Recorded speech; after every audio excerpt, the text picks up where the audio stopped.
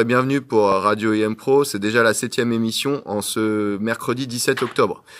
Ce matin, une petite partie rapide sur l'IM Pro, donc pas beaucoup d'informations concernant l'IM Pro. On vous rappelle que samedi qui arrive sera un samedi travaillé et donc il faudra être présent en cours. Sinon, la semaine prochaine, on vous rappelle que jeudi prochain, le 26 octobre, il y aura le jeudi après-midi une fête d'Halloween à l'IM Pro et qu'il faut que vous rameniez vos costumes pour vous déguiser. Et tout de suite, je vais passer ma parole au premier intervenant du jour, Tony, qui nous fait découvrir chaque semaine une personne de l'IM Pro. Et cette semaine, Tony a décidé de s'intéresser à Valérie. Vous présentez votre métier aux jeunes de l'IM Pro. Alors, Valérie Viegas, secrétaire à l'IM Pro, en lien avec la direction. Donc, je rédige des courriers, je suis en lien entre vous et la direction. Je m'occupe des salaires à l'IM Pro, voilà, et d'autres choses. Voilà. Qu'est-ce qui vous plaît dans ce métier? Qu'est-ce qui me plaît, c'est d'être en lien, faire de l'administratif et d'être en lien avec les jeunes de l'IM Pro. Depuis quand êtes-vous à l'IM Pro? Depuis le 26 mars 2011. Je vais vous poser quelques questions pour un peu mieux vous connaître. Si vous étiez un animal, Je serais un oiseau, un plat de cuisine, un gâteau au chocolat, une chanson, plus belle la vie, un acteur ou une actrice, Julia Roberts, un film, Spider-Man parce qu'il vole, un sport. le footing. Merci à vous Valérie d'avoir répondu à mes questions. Je vous en prie, je vous souhaite une bonne journée. Merci Tony pour cette interview de Valérie. Et tout de suite, nous allons rencontrer Agnès pour parler un peu des groupes d'objectifs et notamment le groupe d'objectifs d'Agnès, les Spéciales Olympiques. Bonjour Agnès, est-ce que vous pouvez nous présenter un peu votre groupe d'objectifs? Donc d'abord, quel est le nom de votre groupe d'objectifs? Alors, mon groupe d'objectifs avec Amélie est préparation physique. Pouvez-vous expliquer ce que vous faites dans votre groupe d'objectifs? Alors, notre groupe d'objectifs a été créé cette année en préparation pour les Jeux mondiaux Special Olympics du mois de mars 2019 à Abu Dhabi où nous allons amener 5 jeunes. Donc, le but de ce groupe d'objectifs, c'est de les préparer au bowling et de les préparer pour avoir une condition physique. Comment vous est venue l'idée de ce groupe d'objectifs? Alors, suite à notre proposition pour participer aux Jeux mondiaux qui a été acceptée par Special Olympics, donc après, il fallait trouver un temps pour pouvoir entraîner les jeunes. Avez-vous besoin d'aide pour appuyer votre projet? On a surtout un besoin d'aide financier parce que ça a un coût forcément de partir 15 jours à Abu Dhabi.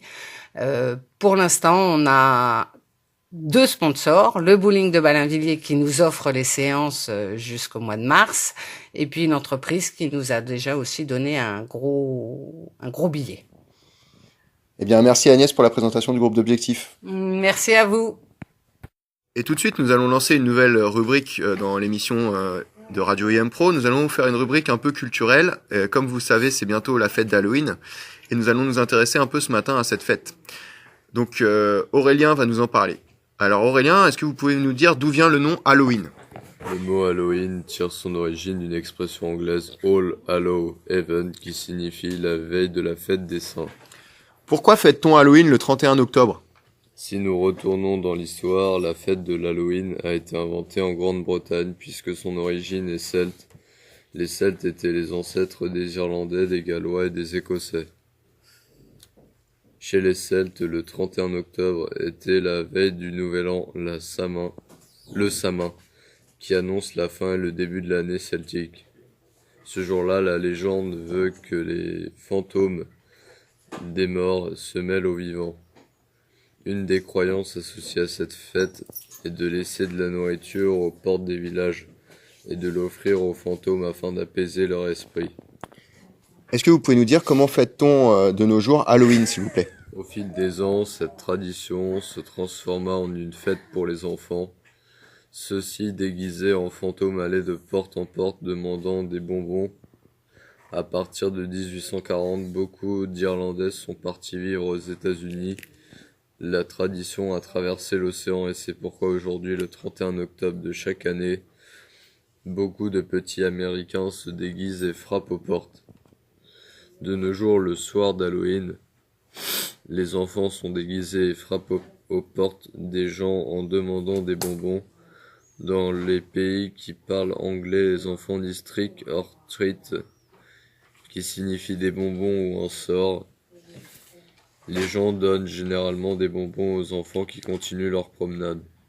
Eh bien, merci Aurélien, grâce à vous, on connaît un petit peu mieux les origines de la fête d'Halloween. Et tout de suite, pour poursuivre sur cette fête d'Halloween, nous allons retrouver la chronique d'Ornella sur plutôt ceci ou plutôt cela, qui est cette semaine consacrée à la fête d'Halloween. Ornella, c'est à vous. Plutôt Halloween ou carnaval? De carnaval, Zombie ou vampire? de jambier, Farce ou friandise? de farce, Soupe de citrouille ou bonbon? de bonbons, Exorciste ou Annabelle? exercice, Araignée ou serpent? serpent, Maquillage ou plutôt masque? de masque, Momie ou fantôme? fantôme, Château hanté ou plutôt cimetière? château hanté, Plutôt Halloween ou carnaval? Halloween, Zombie ou vampire? zombie, Farce ou friandise? friandise, Soupe de citrouille ou bonbon? bonbon, Exorciste ou Annabelle? je sais pas, Araignée ou serpent? araignée, Maquillage ou masque? masque, Momie ou fantôme? momie, Château hanté ou plutôt cimetière? chère, Halloween ou carnaval? Halloween, Zombie ou vampire? vampire, Farce ou friandise? friandise, Soupe ou citrouille ou bonbon? soupe, on est là. Exorciste ou Annabelle? Annabelle, Araignée ou serpent? serpent, Maquillage ou plutôt masque? masque, Momie ou fantôme? momie, Plutôt Halloween ou carnaval? Halloween, Zombie ou vampire? vampire, Farce ou friandise? je préfère les deux. Soupe de citrouille ou bonbon? Bonbon, Exorciste ou Annabelle? Annabelle, Araignée ou serpent? araignée, Maquillage ou masque? masque, Momie, fantôme? fantôme, Château hanté ou cimetière? cimetière. Ornella pour cette chronique plutôt ou plutôt. Et tout de suite, nous passons aux actualités. Concernant les actualités en France, un remaniement ministériel a été annoncé mardi. Les principaux départs du gouvernement sont ceux de Gérard Collomb de l'Intérieur et de Françoise Nyssen à la Culture. Les principaux entrants sont Franck Riester, nommé à la Culture, Didier Guillaume à l'Agriculture et Christophe Castaner à l'Intérieur. Hier, il y a eu une perquisition dans les locaux de la France Insoumise et chez les principaux leaders de la France Insoumise, dont Jean-Luc Mélenchon. Les perquisitions sont faites dans le cadre des emplois présumés fictifs de parlementaires et sur les comptes de campagne de l'ex-candidat à la présidentielle. Dans le monde, des difficultés existent toujours quant à la sortie de l'Europe du Royaume-Uni. Et tout de suite, nous allons passer au journal des sports. Je crois, cette semaine, qu'Aurélien, nous avons du football, du rugby et du basket. Oui, c'est ça, je vais commencer par le football. Hier, l'équipe de France a battu l'Allemagne 2-1 au Stade de France. C'est Griezmann qui a permis aux Bleus de revenir au score puis de battre l'Allemagne. Des questions se posent sur la tactique du 4-4-2, trop inefficace face à l'Allemagne. La question des remplaçants se pose car ni Kimpembe, ni Thauvin et Dembélé ont réussi face à l'Islande. En rugby, En rugby, le sélectionneur Jacques Brunel a sélectionné des nouveaux joueurs pour les prochains test matchs. Le Fidjien Ali Verretti Raka, le Sud-Africain Paul Willems, le jeune Demba Bamba et le talonneur Julien Marchand. D'autres joueurs plus anciens comme Picamol, Camille Lopez ou Rabat Slimani devraient être appelés. et en basket pour finir Aurélien. En basket, tout nouveau retraité, l'ancien joueur des Spurs, Boris Dio, 36 ans, va rejoindre l'encadrement de l'équipe de France de basket. Eh bien, merci Aurélien pour cette Actu Sport. Et tout de suite, nous allons retrouver Ornella qui va rencontrer des élèves et qui va leur poser la question concernant l'actualité. La question concernant l'actualité du jour, c'est Halloween. Et donc la question que va poser Ornella aux élèves, d'où vient la fête d'Halloween? Ornella, c'est à vous. À votre avis, d'où vient la fête d'Halloween? Je sais pas. À votre avis, d'où vient la fête d'Halloween? Avec les démons, pour les démons. À votre avis, d'où vient la fête d'Halloween? Dans le Pays-Bas. À votre avis, d'où vient la fête d'Halloween? Je me dis, ça vient des catholiques peut-être. J'en sais rien. Et on est là pour cette petite rubrique et à la semaine prochaine. Je vais recevoir tout de suite Laura pour une chronique jeux vidéo et consoles. Alors, je crois que Laura va nous parler d'une nouvelle console.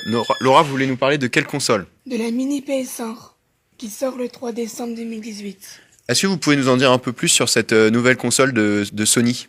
Bah déjà, c'est pas une nouvelle console, c'était une ancienne console qui était sortie en 1995 et qui vont refaire une version mini où il vont y avoir 20 jeux qui seront préinstallés sur la mini PS1, dont Final Fantasy VII, Tekken 3, Arms Unity et beaucoup d'autres jeux qu'on pourra découvrir ou redécouvrir pour certains qui ont connu ou pas connu la mini PS1 normale. Eh bien, merci Laura pour cette chronique très complète sur la nouvelle PS1, la nouvelle mini PS1. Nous retrouvons une chronique cinéma avec Nina qui va nous présenter les films qui sortent aujourd'hui, donc les films qui sortent mercredi 17 octobre. Donc Nina, je crois qu'il y a 3 films que vous avez choisis. Est-ce que vous pouvez nous en parler, s'il vous plaît? E.T. et compagnie, c'est un film d'animation qui raconte l'histoire des E.T. qui va raconter la première fois de la vie un humain, une petite fille. Oui, et le deuxième film, s'il vous plaît? Je crois que le deuxième film s'appelle First Man. Alors, est-ce que vous pouvez nous dire de quoi ça parle, s'il vous plaît? Qui raconte l'histoire du premier homme envoyé sur la Lune. Oui, et le dernier film que vous avez sélectionné ce matin, il s'appelle Le flic de Belleville. Alors, est-ce que vous pouvez nous dire de quoi ça parle?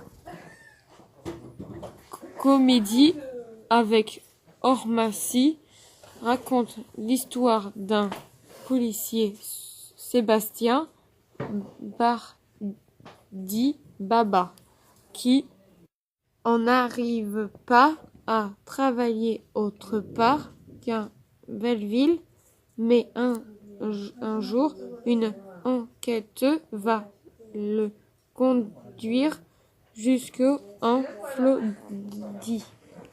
Eh bien, merci Nina pour cette chronique ciné. Tout de suite, on retrouve Ornella qui va rencontrer des professionnels et qui va leur poser la question folle du jour. Ornella, c'est à vous. Pourquoi les marsupilamis ont-ils un nombril alors qu'ils naissent dans des œufs? Alors là, j'en ai aucune idée. Certainement pour faire réfléchir les curieux comme vous. Pourquoi les marsupilamis ont-ils un nombril alors qu'ils naissent dans des œufs?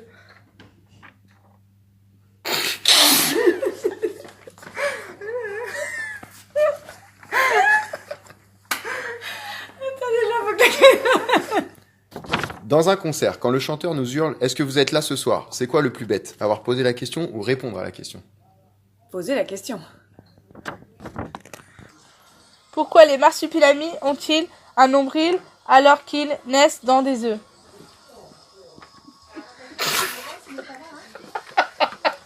Pardon. J'y ai pas pensé. Je ne sais pas. Ils naissent pas dans les œufs en plus. Si? Ah bah voilà. Eh bah super, j'ai appris au moins ça, mais franchement, je ne sais pas. Pourquoi les marsupilamis ont-ils un nombril alors qu'ils naissent dans des œufs? Ah bah alors là, c'est une vraie colle. Pourquoi est-ce que... Parce que les marsupilamis, c'est des animaux qui n'existent pas vraiment. Donc, c'est des animaux imaginaires. Donc, comme ils sont imaginaires, on peut faire ce qu'on veut. D'accord? Voilà, ma réponse. Dans un concert, quand le chanteur nous hurle « Est-ce que vous êtes là ce soir ?» C'est quoi le plus bête? Avoir posé la question ou répondre à la question? Certainement y répondre avec autant d'enthousiasme. Merci Ornella pour cette rubrique question folle qui nous fait toujours bien rire. Et maintenant, une chronique musicale. Je vais vous parler cette semaine d'un petit groupe. Un petit groupe où il y a 4 personnes dans ce groupe. Un guitariste, un batteur, un chanteur et un bassiste. Ce petit groupe s'appelle Les Princes de Bretagne. Et j'ai eu la chance d'évoluer avec eux. J'ai eu la chance de les côtoyer et de jouer avec eux en concert. C'est un groupe très sympa. Donc tout de suite, nous écoutons un titre de Les Princes de Bretagne.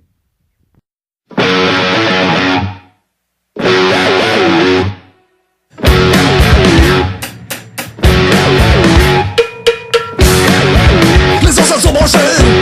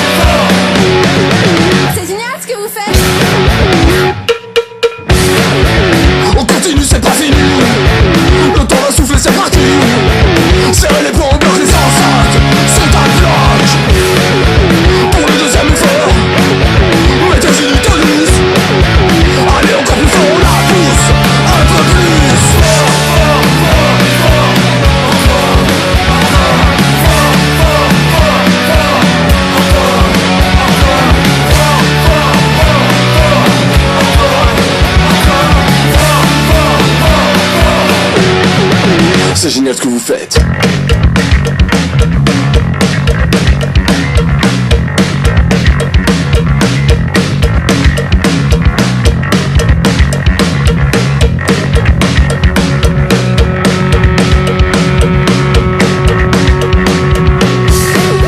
Et c'est bientôt la fin.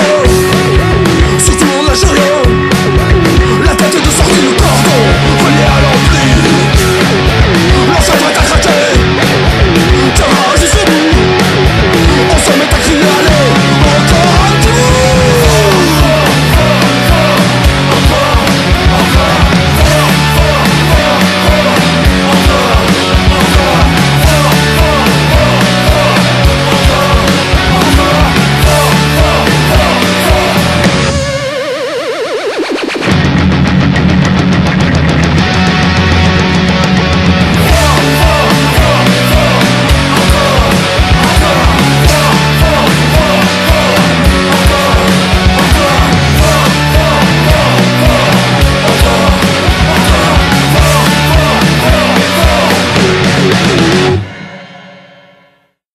Une nouvelle rubrique dans Radio IM Pro. Nous allons lancer une petite rubrique recettes de cuisine. Et cette semaine, nous allons parler d'une petite recette de cuisine à propos d'Halloween. Donc, la recette des araignées d'Halloween. Alors, Laura et Jelza, c'est à vous.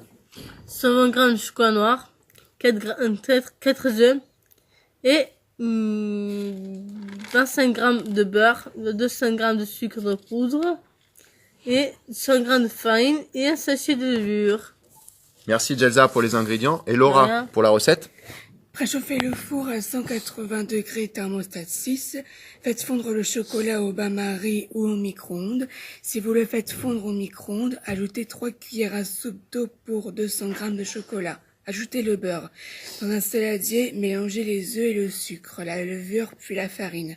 Versez au chocolat fondu puis mélangez jusqu'à obtenir d'une pâte homogène. Versez la préparation dans un moule à muffins beurré et farine. Faites cuire 25 minutes. Laissez les gâteaux refroidir, puis les recouvrir de pâte à tartiner, puis de vermicelle en chocolat. Ajoutez les pâtes en réglisse et les œufs en smarties. Eh bien, merci Laura et Jelza pour cette recette. Et nous espérons que vous la tenterez chez vous et que vous vous régalerez. Et tout de suite, pour finir l'émission, nous allons retrouver Janice pour la météo. Alors Janice, quel temps il va faire cette semaine? Il va faire plutôt Bon. Oui, sur toute la France. Les températures, il fera 12 le Matin. Oui, et environ 23 degrés. 24 degrés. Midi. Eh bien, merci Janice pour cette météo. Et à la semaine prochaine. À la semaine prochaine. Et c'est déjà la fin de la 7e émission de Radio IM Pro. Ne pleurez pas trop, nous revenons la semaine prochaine. Et il y aura même une émission spéciale samedi avec de nouveaux chroniqueurs autour de la table. D'ici là, nous vous souhaitons une excellente semaine. Nous avons bien travaillé, donc nous nous permettons un petit peu de repos. Et nous allons fêter l'anniversaire de Victor. Donc on vous laisse à la semaine prochaine. À la semaine prochaine.